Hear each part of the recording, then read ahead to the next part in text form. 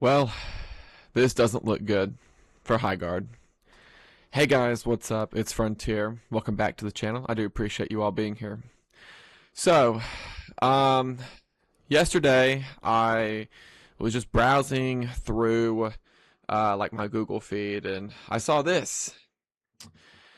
So this comes to us from PC Gamer and it says 16 days after Highguard's launch, the studio has laid off most of the staff. This isn't good to hear for Highguard.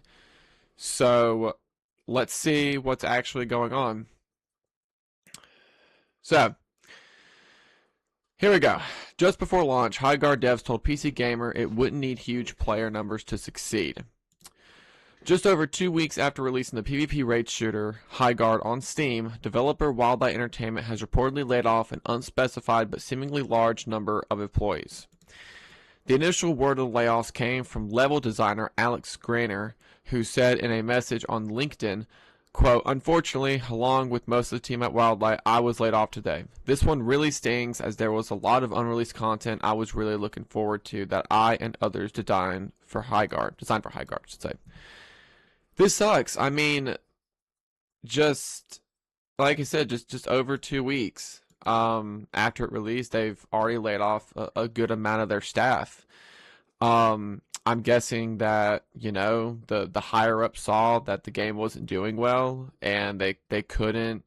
I guess it's a financial thing. They're not able to pay all these employees to work on the game. They're not bringing in a lot of money. A lot of all of their money is being uh, made from the actual cosmetics in the game. It's not being made from purchases of the game because the game is free to play. This really sucks that these workers have been laid off, and this part right here says this one really stings as there was a lot of unreleased content I was really looking forward to that I and others designed for Highguard. Let's see. I'll get to that what that means here in a minute. But it goes on and says the sudden layoffs seem to contradict the expectations for Highguard that lead designer Mohammed Alavi expressed to PC Gamer in an interview shortly before launch. It says, quote, "Honestly, we don't need player counts to be super huge in order to be successful," Alavi said at the time. Quote, "What we're really hoping for is a core group of fans that love us and that will allow us to grow." 2 weeks seems like an inadequate amount of time for any game to find a core group of fans, even if Highguard's player numbers out of the gate have been weak for a free-to-play game, dropping from an initial 97,249 concurrents on Steam to a daily peak in the low thousands. Let's look at that. So currently, I am recording this on Thursday, February 12th, and it's currently 5 p.m. Eastern Time. So I'm going to go ahead and refresh this page. Look at that. 24-hour peak player count on Steam is 3,000. 3,000 players on Steam in just the past 24 hours. Now, of course, this doesn't account console, but I doubt consoles, barely over this. Of course, console is more accessible. So I'd probably say both PlayStation and Xbox are probably together averaging maybe 20,000 players, if even that, if that. Okay, so I mean this is not good. I mean 3,000 players in the past 24 hours. I mean this is bad. And just 2,000 playing an hour ago. Okay, and look at this, like it's just dipping. It is just we had this big spike in player count. Well, I say big, it's only 8,500, and then it hasn't reached that. It has not reached that since that day. I think it was like February 6th. Yeah, February 6th. It reached 8,500, and we have not been close to that ever since. But let's go back.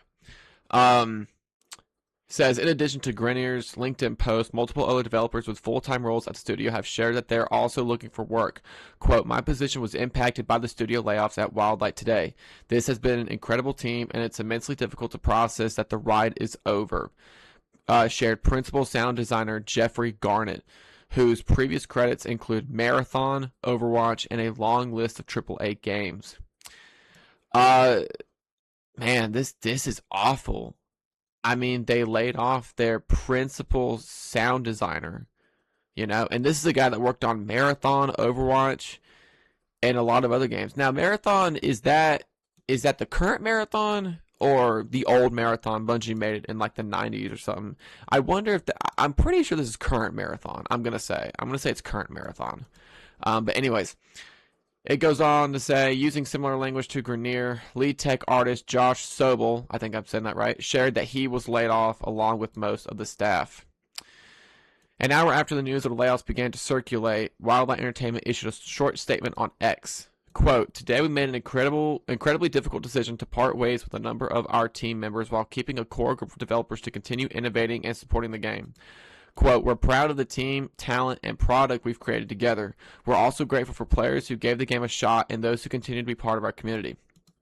I mean, guys, this is awful. This is bad. Like, you already have really low player counts, and I mean, it's great that you're still going to work on the game, but when you have people like your principal sound designer, you've laid off, and other talent. Now, I mean, that's bad. I mean, we don't know how many people have been laid off. Okay. We know from LinkedIn that there's about 50 to 200 people who are working on this game, who've worked on the game. We don't know how many have been laid off. Okay. Judging from the player numbers, I'm going to assume it's probably maybe a good third of their staff. I'm going to say it's probably a good third of the staff at Wildlight being laid off. Okay. All right. This is awful. And it goes back to this, Highguard devs told PC Gamer it wouldn't need huge player numbers to succeed. I said this in I said this in a video where I covered an article that said that Chad Grenier, the game director, said that they don't need player numbers. They don't care about player numbers. All they care about is if people enjoy it. But you can't have a successful game without the player numbers. You can't call this a successful game. 3,000 in the last 24 hours. You can't call it that. This is crazy. Sure, some people may like your game, but that doesn't mean anything if barely anyone plays it. If someone were to be like, wow, that Highguard game looks really cool, they're always I always look up games that I want to play on Steam charts, especially if it's live service. So if I never played Highguard and I looked up the player counts right now and I saw that, I would be like, well, I guess the game's not that good because not a lot of people are playing it. That's what people would say. That's what I would say. So you do need huge player numbers to succeed. That's a huge metric. It's great that maybe 3,000 people on Steam enjoy your game, but that's not going to make you any more money. They're not going to, they may pay for, the war chest and all that, but that's barely any money going to you. And they've probably spent, thousands and thousands, if not hundreds and thousands of dollars on this game, developing it. Millions even. But it just sucks that these people were laid off. I mean, and then lastly, I was going to talk about this earlier. This quote right here, this one really stings as there was a lot of unreleased content I was really looking forward to that I and others designed for Highguard. So either this could mean two things. One, the unreleased content is never going to release, or two, it is going to release, but he was really hoping to still be working at the studio to see it release, So it kind of sounds like that, but you can also just say that, from what he's saying, that the content's never going to release now. Okay. Um, or, it could mean that they were still working on the content itself. And then since they've been laid off, now it's not going to release. Okay. This is bad. This is just awful. So, but anyways, guys, let me know your thoughts down in the comment section below. I mean, what do you guys think? It's awful. This game had a really bad launch. People gave it a chance, and they definitely had their opinions on this game with all the reviews on day 1 and day 2, even going into day 3. But anyways, I think that's going to be it for today's video. I want to thank you all so much for watching. If you want to see more content like this on the channel, please be sure to like and subscribe for more content. And let me know if there's anything else you want me to cover.